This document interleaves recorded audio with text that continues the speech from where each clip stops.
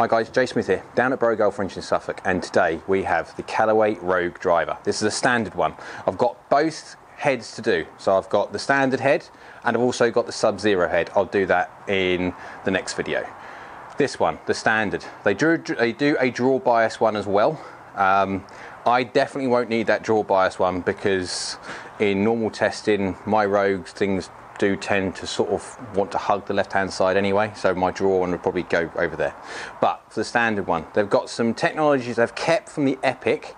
Now guys, if you've got an Epic already and you're thinking, oh great, the Epic's now discontinued and my Epic's not worth anything, no. Callaway are keeping the Epic in the range. It's like a family, and this is just to complement the family of drivers that they're doing.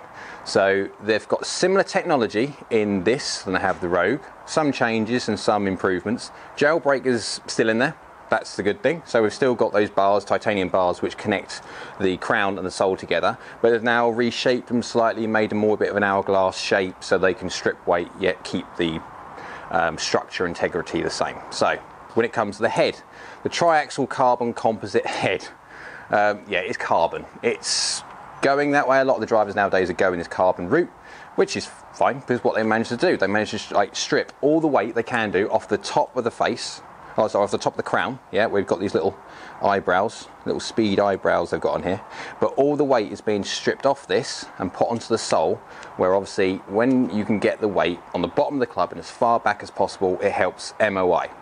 Resistance to twist, forgiveness, whatever you want to call it, but that's what it does. And if they can keep getting weight off of that, it's good for MOI at least. Right, when it comes to the look, you can still see on the top that carbon weave that you had similarly on Epic, but it's quite prominent now.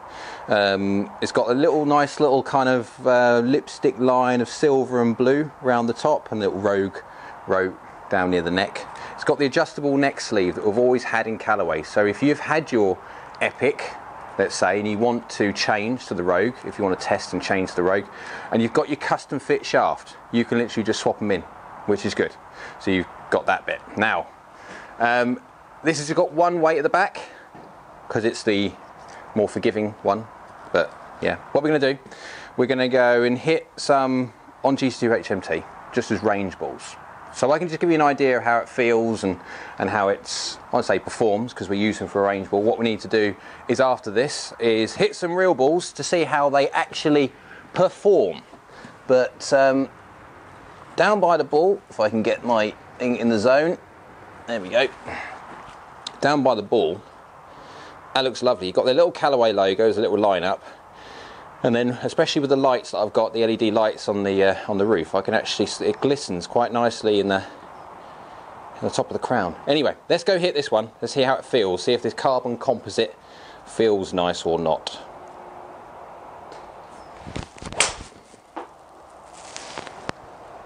Yes. Right. Let's see that one. Where'd that one go? 153 mile an hour ball speed, guys. Don't worry about ball speed really because it's range balls. It feels lovely though. Launch about 14 degrees, 3,000 spins more because it's a range ball. 255 carry, 4.2 yards offline. Wasn't bad at all. And okay, feel wise initially, what I can get from this, the Epic was for me, I'd say dead. I don't want to, because it's carbon. When you get this carbon composite construction, you get more of a like a kind of sound rather than like a crack or like a ting that you get from a titanium head driver. This one's got that same kind of dead carbon noise, but it's got a little bit more ting to it, which for someone, I don't play a carbon composite head, I play a titanium head, so I quite like the sound of the ting. So hitting this one and having that slight extra bit more acoustic ting is actually quite appealing. God, these tees are dangerous. They fling out of this mat. 153 ball speed again, 14.5 launch, went out to the right slightly, but not bad at all. I actually quite like that. Only, was it 244? Yeah, not quite so fast, I didn't quite strike it as well, but I tell you what, the feel alone, I like it. I do like it. Can I tell what the Jailbreak's doing at the moment? No, I can't at all, because obviously it's range balls. We'll have to see with my Gaming Pool Vice Pro well on real data to get the idea of how well it actually performs, because obviously 244 carry for range ball, and yeah, what was I swinging there speed wise? 115. It's a bit pitiful, but it's a range ball. So a couple more. Feels nice though, looks lovely.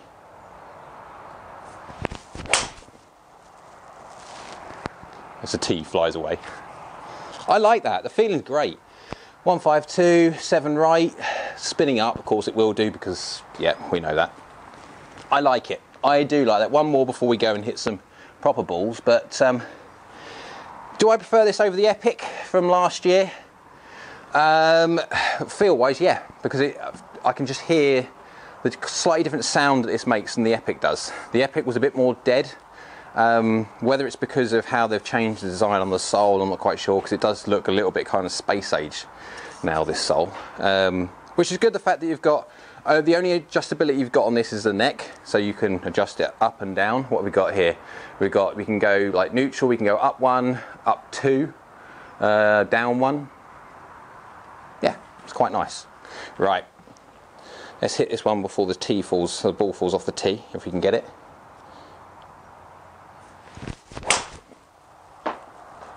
I really do like the feel of that. I like the feel of that. Gone a bit left. 151 ball speed. Yeah, it's gone a bit left. But it's lovely. I do like this.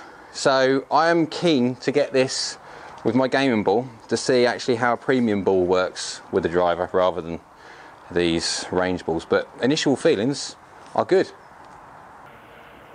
I've hit a bunch of shots now with the Callaway Rogue Driver, the standard headed one.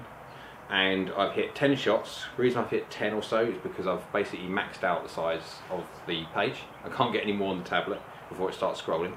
But I average 157 ball speed, yeah, and I go from 151 on a slight miss hit, slight toey but quite high in the face, all the way up to 160 when I hit it slightly lower. Yeah, 1 mil toe, 0 mil low, so it's basically centre. So I absolutely centred it. Now bear in mind, on these drivers, they tend to have a sweet spot slightly higher up on the face. So rather than hitting the exact middle, depending on how you deliver, obviously you've got to get measured. But my sweetest zone I can do is fractionally high, fractionally toe. But I range in loft between 12.4 when I hit it slightly lower on the face, up to 18.1 when you can see. Yeah, I hit it. The 18.1 I hit slightly. Yeah, 6 mil toe, 18 mil high. So you can see there the vertical difference in launch just through my strike. So on average 15.4 launch. So I might look at sort of taking certain ones out, but we'll have a look at these as a whole. Spinning up at 2.384. Now you can see by my strike alone at the start, I got one down at 17.59. 17.59. Let's have a look at the strike. 0 toe, 8 mil high. However, I had my face slightly closed. So when it was obviously slightly closed, you end up taking a little bit of loft off. But dynamic loft delivered 17.4. I'll go into the more data if I need. Well, when it comes to the other video, I'll go into more data. But this is how it performs. It spins up a little bit, not to say too high. 2.384 on average is a decent average to have. Bearing in mind, with strike alone, you're going to get some low spinners, some high spinners. When we go to the Sub-Zero, I'll be interested to see what happens when you start striking a little bit of difference, because I've got from 1759 all the way up to what, 3000 when you start getting strike, and that's the problem. So that's, you can see that having a decent medium gives you scope both ways. 42.3 peak height, 42.6 degrees descent angle.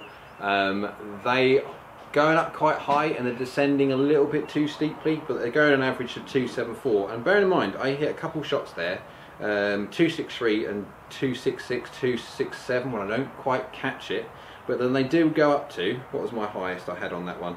287, but that was going a little bit left. That ended up 20.7 left. Remember guys, it's driver. It's not going to be hitting target all the time. If you're hitting sand wedge, yes, you want to be hitting target. You're hitting driver. You're not going to be banging the little white line they put down the middle of the fairway when you have a long drive contest or long course. It'd be nice if you could, but you can't.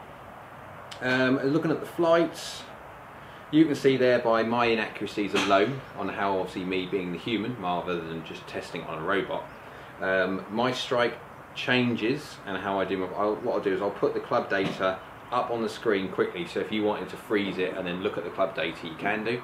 I'm going to go more into the club data and differences between the two clubs in another video, and I'll do that after the sub video. So right, hope you can get from the feelings of it. It's a medium spin, quite forgiving driver. Now if you look at I was hitting from 14mm heel to, what was my biggest toe one, 6mm toe, and then height wise was 18mm high to 0. So you can see I'm moving a little bit around the face, and if you look at the strike page alone, you can see I'm darting around the face. Okay, I'm not going massively toe, massively heel or anything like that, but you can see my strike differences because I'm a human being. But it performs very, very well. I do like the feeling of this driver. It's slightly different to Epic.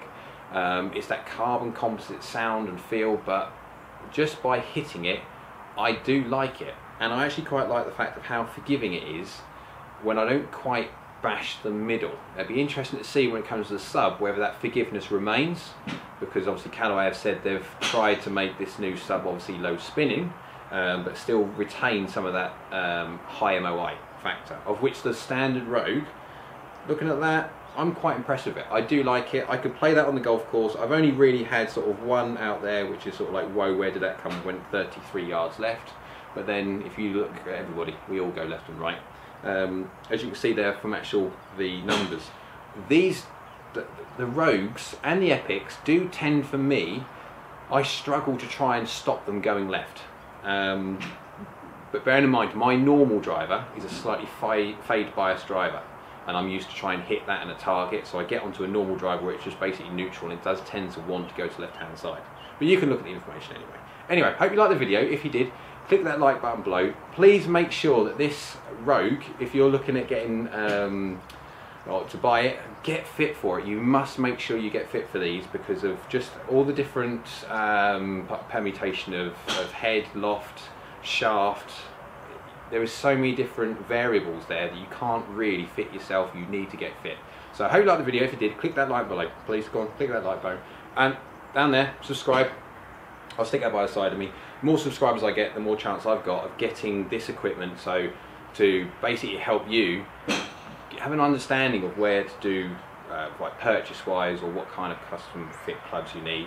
And yeah, comment below with what you'd like me to do, etc., if you like the video, and what kind of feedback you've got, and then we'll catch you again soon.